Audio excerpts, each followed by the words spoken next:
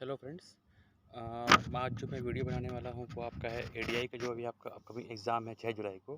तो उसके लिए मैंने एक वीडियो बनाया है जो कि मैंने सिर्फ दूसरों को सिखाने के लिए नहीं बनाया है। एक्चुअली मेरा खुद का भी एग्ज़ाम है, तो मैंने काफ़ी एनालिसिस किया है कि आपका जो एग्ज़ाम हुआ था लास्ट मतलब बोल सकते हैं आप 7 से 8 साल पहले 2016 में एडीआई का एग्ज़ाम। उसमें जो वैकेंसीज़ आई थी आपके 50 से ऊपर पोस्ट आए थे। तो उसका जो क्वेश्चन पेपर आया था, उसका जो सिलेबस क्या था, उसका मैंने काफ़ी एनालिसिस किया है। क्यों? क्योंकि ये वीडियो मैं खुद के लिए बना रहा हूँ, क्योंकि मेरा खुद का भी एग्ज़ाम है और मुझे ये जानना ज़रूरी था कि मुझे अगर तैयारी करनी है, तो वो तैयारी कैसे करूँ मैं? क्योंकि अभी आपका जो एग्ज़ाम है, वो आपका अप्रॉक्स 3 वीक्स बचा हुआ है और आज आपका है 16 जून। तो हो सकता है ये वीडियो आपके लिए काफ़ी यूज़फुल रहे, क्योंकि इसमें मैंने एनालिसिस किया है कि जो प्रीवियस एग्ज़ाम हुआ था, उसमें क्वेश्चंस कैसे आए थे। तो देखिए, आपका जो एडीआई का सिलेबस है 2016 में, उसमें क्या हुआ था कि आपका 2 पार्ट था। पहला था पार्ट 1 जीएस, है ना? और जो पार्ट 2 था वो आपका था जनरल एप्टीट्यूड।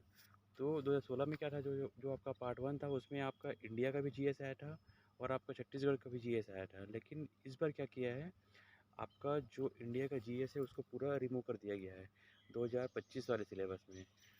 तो इस बार जो आपका सिलेबस रहेगा वो आपका रहेगा पार्ट 1 रहेगा आपका छत्तीसगढ़ जीके, और आपका जो पार्ट 2 रहेगा वो आपका रहेगा जनरल एप्टीट्यूड।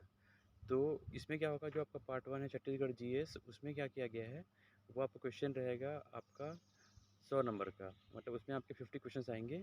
और आपका जो पार्ट 2 रहेगा वो आपका रहेगा जनरल एप्टीट्यूड, वो आपका रहेगा 200 नंबर का, उसमें आपके 100 क्वेश्चन आएंगे।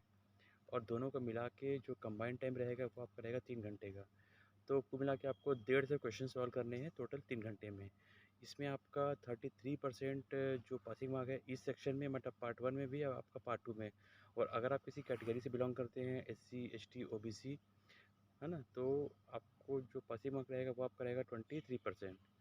अब बात करते हैं सिलेबस में कैसे क्वेश्चन आया था और कैसे क्वेश्चन आपका एक्सपेक्टेड है जो आ सकता है प्रीवियस ईयर वो देखते हुए। तो देखिए, पार्ट 1 जो जीएस रहेगा, छत्तीसगढ़ जीएस रहेगा, तो वो तो आपको जो भी आपकी बुक है उससे पढ़ाई करनी है। कोशिश कीजिए कि जो आपकी बुक आती है हरिराम पटेल की या टूटेजा की या जो भी आप प्रेफर करते हैं उसको पढ़िए। आपका 100 नंबर क्वेश्चन आपको उससे आएगा, 50 क्वेश्चन आएगा। अब मैं मेनली मैं बात कर रहा हूँ पार्ट 2 के बारे में कि इसमें कैसे क्वेश्चन आ सकते हैं। तो देखिए, प्रीवियस ईयर का जो मैंने क्वेश्चन देखा उसमें जो पैटर्न रहा है, देखिए पार्ट 2 आपका एक्चुअली में आपका 9 पार्ट में डिवाइडेड है, ठीक है? वो मैंने काफ़ी एनालिसिस किया है, अपने खुद के लिए किया है क्योंकि मेरा भी एग्ज़ाम है। तो जो पार्ट 2 है था उसमें आपके टोटल 9 पार्ट थे, जो आपका 200 नंबर का क्वेश्चन आएगा। तो पार्ट 2 में आपका अ जो पहला सेक्शन था वो था आपका कम्युनिकेशन स्किल्स। जो दूसरा सेक्शन था वो भी आप उसी से रिलेटेड था। तो सेक्शन 1 और 2 आपका हो गया कम्युनिकेशन स्किल से। जो आपका थर्ड था सेक्शन, वो आपका था decision making and problem solving, ठीक है? फिर आपका जो पार्ट 4 था, मतलब सेक्शन 4 था, वो था आपका मेंटल एबिलिटी का, उसका बोल सकते हैं रीजनिंग। जो आपका सेक्शन 5 था वो आपका था बेसिक न्यूमरेसी या मैथ्स बोल सकते हैं। फिर आपका जो सेक्शन 6, 7, 8 था वो आपका था लैंग्वेज का, मतलब हिंदी, इंग्लिश और आपका छत्तीसगढ़ी। और आपका जो लास्ट सेक्शन था 9वां, वो आपका था कंप्यूटर का। तो अगर मैं बोलूँ तो आपका जो पार्ट 2 आपका जो पेपर है वो आपका होगा 200 नंबर का, है ना? उसमें आपका टोटल 9 पार्ट था। तो अगर ऐसे देखूँ कि 9 पार्ट है और आपका 200 नंबर का पेपर होगा, तो फिर आपको उसको क्या करना पड़ेगा, डिवाइड करेंगे तो आपका लगभग 21 नंबर का आपका एक पार्ट से क्वेश्चन आएगा, है ना? तो अगर मैं इसको देखूँ तो फिर तो आपका मैथ से सिर्फ आपका क्वेश्चन आएगा 22 नंबर का, आएगा लगभग 21-22 नंबर का। फिर आपका जो मेंटल एबिलिटी है उससे भी आपका 22 नंबर का क्वेश्चन आएगा लगभग। लेकिन ऐसा नहीं हुआ था। तो इसको फॉलो नहीं करना है कि आपका 9 पार्ट है, 200 नंबर क्वेश्चन है, जो आपने क्या कर दिया, डिवाइड बाई 9 कर दिया, ऐसा नहीं करना है। जो प्रीवियस ईयर का जो एनालिसिस मैंने किया है उसके हिसाब से देखिए, आपका कम्युनिकेशन स्किल से आपका क्वेश्चन आना चाहिए था, है ना? इसके हिसाब से, क्योंकि वो आपका एक पार्ट है, 9 में से एक पार्ट है। तो आपका क्वेश्चन आना चाहिए था लगभग 9 क्वेश्चन। लेकिन आपके क्वेश्चन आए थे उसमें से आपका टोटल अगर मिलाऊँ मैं, कम्युनिकेशन स्किल में आपके 2 पार्ट थे, 1 और 2, 2 सेक्शन थे। तो आपका क्वेश्चन आना चाहिए था आपका 9 इंटू 2, मतलब 18 क्वेश्चन आना था। लेकिन आपका क्वेश्चन आया था 7 क्वेश्चन, ठीक है? जो आपका डिसीजन मेकिंग था आप और आपका प्रॉब्लम सॉल्विंग, उससे भी आपका अप्रॉक्स 9 क्वेश्चन आना चाहिए था। लेकिन आपका क्वेश्चन आया था उससे 4 क्वेश्चन अप्रॉक्स, प्रीवियस ईयर के पेपर में।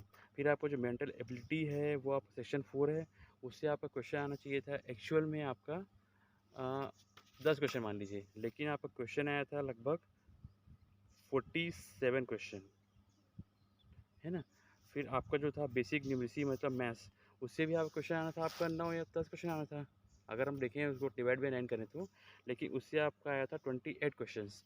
फिर आपका जो पार्ट 6, 7, 8 है, मतलब सेक्शन 6, 7, 8 है, हिंदी, इंग्लिश, छत्तीसगढ़ी, उससे आपका क्वेश्चन आना था एक्चुअली में आपका लगभग 27 क्वेश्चन, लेकिन उससे क्वेश्चन आया था लगभग 5 से 6 क्वेश्चन। और आपका जो लास्ट पार्ट है सेक्शन 9 कंप्यूटर का, उससे भी आपका क्वेश्चन आना था 9, लेकिन उससे आपका आया था 4 क्वेश्चन।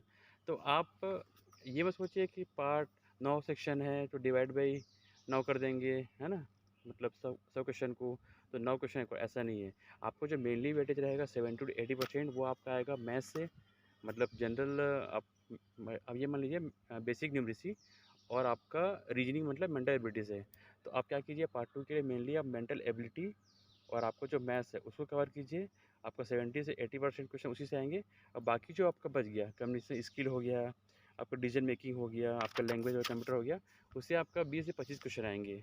तो इसके अकॉर्डिंग आप तैयारी कीजिए। और जो लास्ट जो एग्ज़ाम हुआ था 2016 में, उसका जो मैंने देखा था रिटर्न में जो आपका हाईएस्ट स्कोर हुआ था वो आपका अप्रॉक्स 212 215 हुआ था, है ना। तो आप उसी के अकॉर्डिंग तैयारी कर सकते हैं। लास्ट ईयर आपके पोस्ट ज़्यादा थी, इस साल आपका पोस्ट कम है, लेकिन कटअप आपका लगभग सेम जाएगा। तो चलिए, आप सभी को ऑल द बेस्ट, आप सभी को शुभकामनाएं एग्ज़ाम के लिए।